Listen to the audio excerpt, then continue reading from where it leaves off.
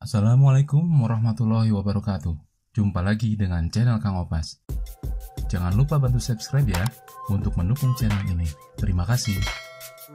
Di video kali ini, saya akan membahas konsep turunan atau diferensial sebuah fungsi, di mana turunan ini kita akan terapkan dalam beberapa kasus ekonomi dan bisnis, misalnya dalam menentukan nilai marginal sebuah fungsi atau menentukan nilai marginal sebuah variabel ekonomi atau variabel bisnis. Seperti apa penjelasan diferensial dan turunan sebuah fungsi sebelum kita terapkan dalam beberapa studi kasus? Silakan Anda simak penjelasan materi kali ini dengan seksama. Pembahasan kita awali dengan paparan konsep turunan.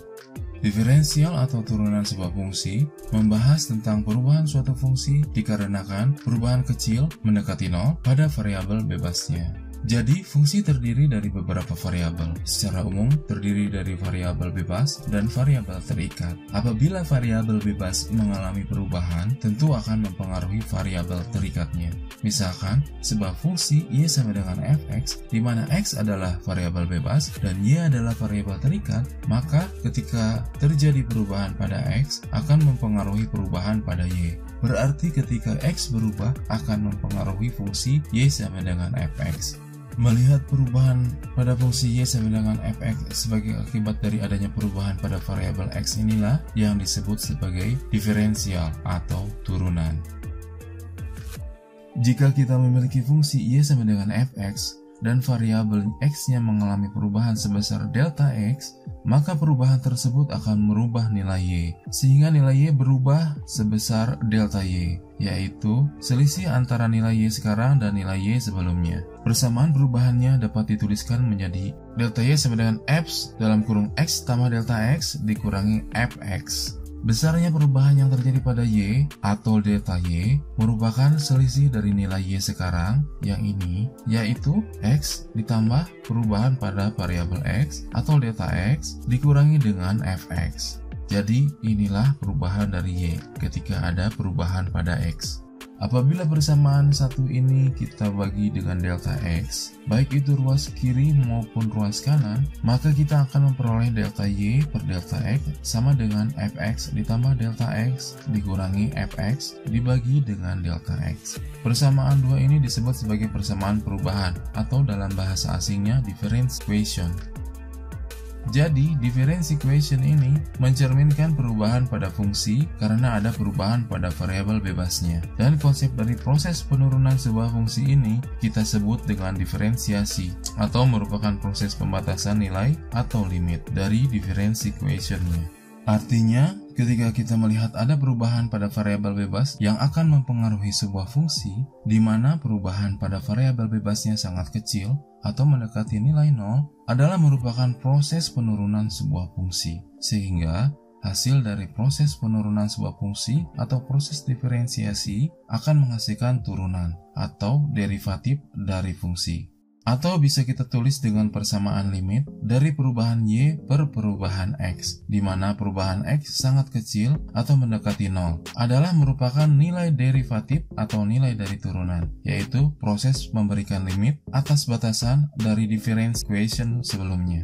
Agar lebih mudah untuk dipahami, berikut adalah contoh proses penurunan sebuah fungsi yang diawali dengan pembentukan difference equation-nya, kemudian kita cari nilai limitnya, sehingga akhirnya kita mendapatkan nilai turunan sebuah fungsi.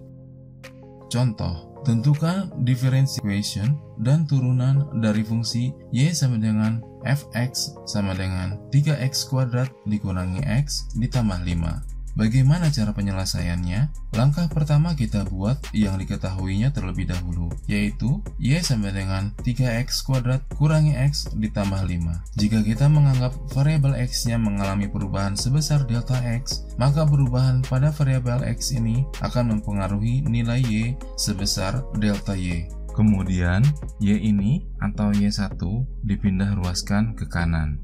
Maka perubahan nilai y-nya atau delta y adalah selisih nilai y sekarang dengan nilai y sebelumnya atau y2 dengan y1.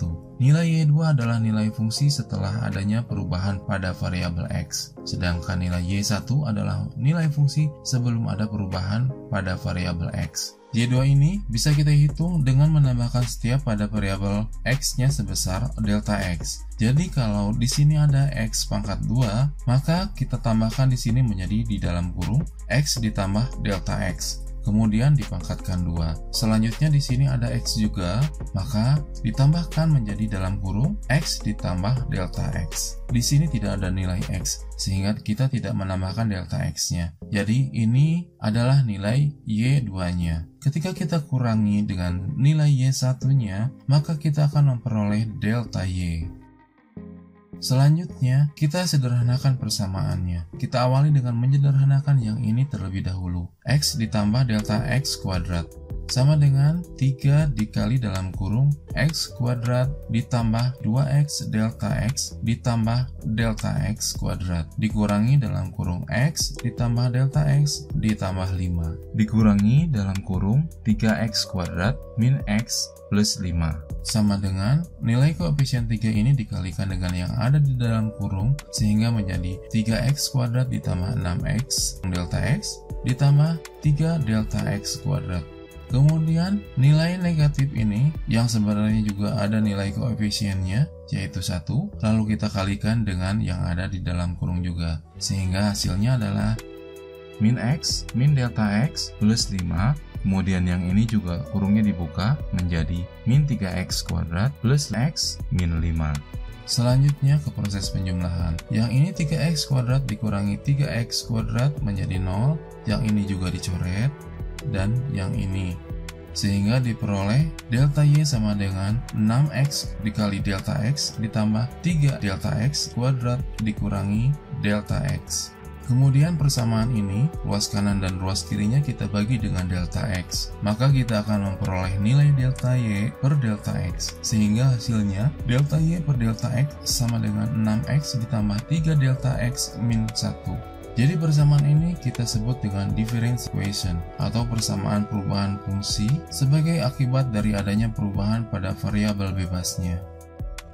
Lalu bagaimana cara mencari atau mendapatkan nilai turunannya? Untuk mendapatkan nilai turunannya, maka kita memberikan batasan perubahan pada nilai X di difference equation-nya. Jadi difference equation ini akan menjadi derivatif atau turunan apabila kita membatasi nilai X ini sangat kecil atau mendekati nilai 0. Jadi kita beri limit yang sangat kecil, mendekati nilai 0. Sehingga setiap ada data delta X di persamaan ini, kita ganti dengan nilai 0. 3 dikali 0 adalah 0 sehingga diperoleh nilai turunannya adalah 6X min 1.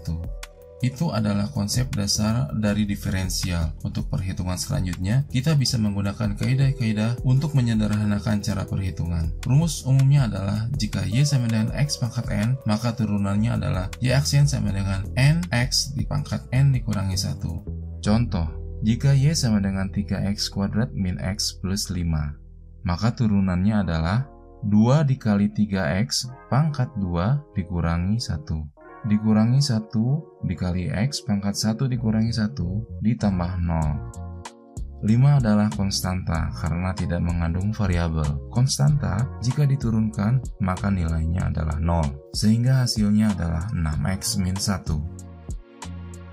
Untuk penulisan notasinya ada beberapa cara penulisannya. Misalnya, kita mempunyai fungsi asal Y sama dengan fx, maka turunannya kita bisa notasikan. Yang pertama adalah dengan cara menggunakan konsep limit. Limit dari delta Y per delta X, di mana delta X mendekati nilai 0. Ada juga yang menggunakan Y aksen, kemudian F aksen X. Ada juga YX, turunan Y terhadap X, atau fx dalam kurung X, atau dy dx, atau ada juga yang menuliskannya dfx per dx.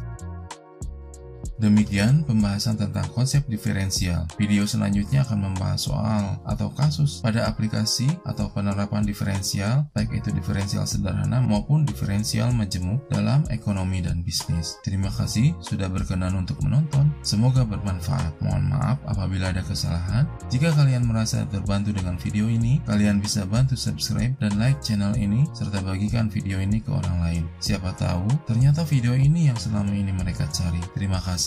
Wassalamualaikum warahmatullahi wabarakatuh.